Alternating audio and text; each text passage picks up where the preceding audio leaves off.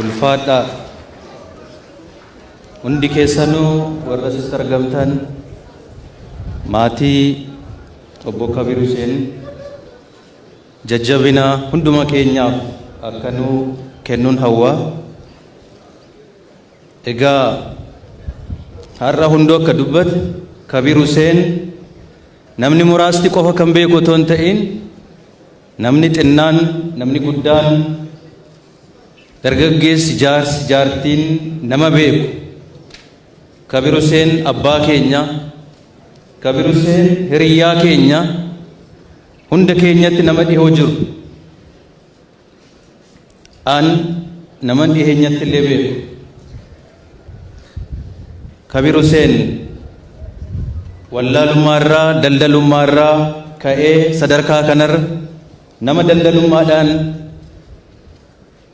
sadarkaa kana gahe qofa otoo hin ta'in ani karaa biraan beeka. Kabiir Hussen nama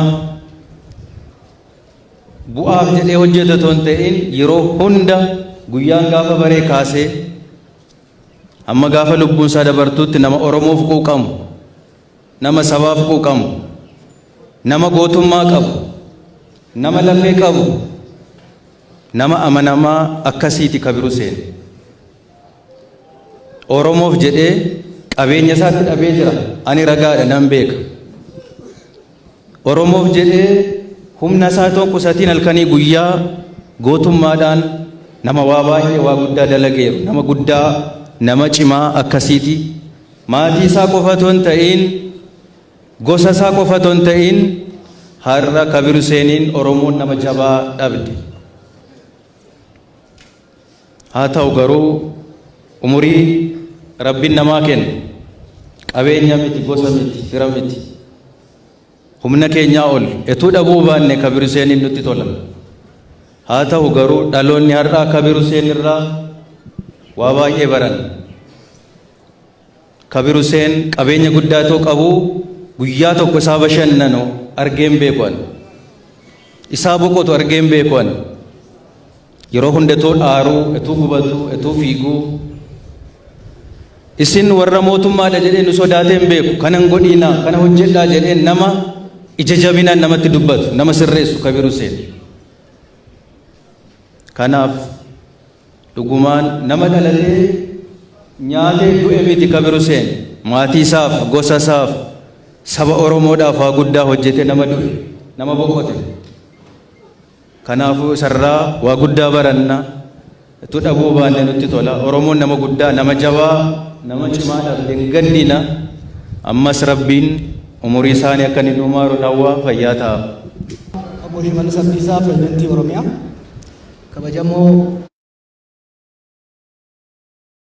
kabajamoo obbo Lamar Magarsaa Ministeera Ittisa Biyyaa, kabajamoo obbo Abbaa Duulaa Pirezidantii duraanii fi miseensa mana maree bakka bu'oota uummataa, maatii firaattan jaallan hiree kanaan uummanni Oromootii fi uummanni Oromiyaa gadda guddaa isinirraa dhagameef Rabbi isin haa jajjabeessu jechuu barbaada. Kabiir Hussen nama ture, nama namooma qabu, nama gosooma qabu, nama Oromummaa qabu, nama ture Kabiir Hussen. Waa sadi qofarraan isinii hima waa'ee isaa. Waggaa 18 dura magaalaa irratti yeroo an baradhu naannoo Boolee sanitti mana wayii ijaarsisaan ture. Lafa amma hospitaala irratti dhaabbate kanarratti namni qal'aan wayii ganamaa galgala achuma dhaabata. Wardiyyaan see gaaf tokkotti dhiyaadhee dubbifnaan abbaan qabeenyaa isa ta'uu yaadadhe. Hospitaala har'a namni ittiin maqaa isa dha'u kana bulokkeettii takka takkaan irra kaa'ee ijaare beeytu. Akka dureessatti hojjetaa itti ergee irraa nafu bira dhaabatee kana ragaan bahe. Waggoota dheeraa dur booda Ameerikatti waggaa ol agarru maaf kana gootee ati dureessa hojjetaa itti erguu dandeetta, waan biraa hojjetuu dandeetta, maaliif kana goote jennaan ani dureessa biyya alaa dhaqee wallaanamuu hin danda'a. Awurooppaa, Ameerikaa, Eeshiyaa dhaqee wallaanamuu hin danda'a. Namni kiyya, aantiin tiyya, lafeen tiyya, kaaga kiyya Rabbiin hireen kenniniif, qabeenyan kenniniif akka wal'aansa dhabee lubbuun isaan banneef hin taareedha takka tan.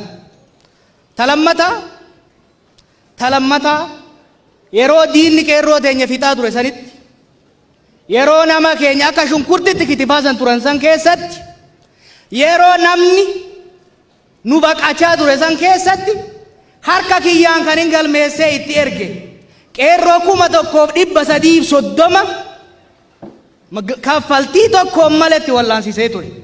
Tana qofaa miti. Halkan tokko yoo an bilbiluufi mucaa tokko qaama hormaatarra dhaame kafincaan baafachuu hin dandeenye ofiin akka narsiititti bira taa'ee irraa baasaa ture Kabiir Hussein. Abbaa qeerroo ture jazaa guddaa nurraa qaba jechuudha. Gaafa irreecharra nama kenna fixan bilbila banaan odoo an sodaadhuuf joolleen lubbuun hafte akka hin dhumne dafaa gannaa ergaa jedhin jedhe. Kabiir Hussein nama akkanaa ture. Kabiir Hussein nama akkanaa, nama guddaa, nama ummata keenyaaf waan baay'ee hojjete, nama ummata keenyaaf dalagaa guddaa hojjete. Takka kolfaa takka isin hima. Biyya alaa dhufee wal agarreetti yeroo asii qeerroon qabsootti turte san keessatti odoo naaf inni hojii teenyee Dr. Guddataan nu bira jira. Ana la taa'ee waa babarreessu. Odoon achi taa'ee waa babarreessu qabeenya isaa ijoolleen gubde. Ani hin beekne nan maxxanse. Booda yoo laalu qabeenya isaati. Rifadhee dhaqee dhiifama gaafadhe. Jawaar naan jedhe ummata Oromootiif taanan qabeenya kiyyaa mi anu haa gubadhu naan jedhe Kabiir Hussein. Nama akkasii ture Kabiir Hussein.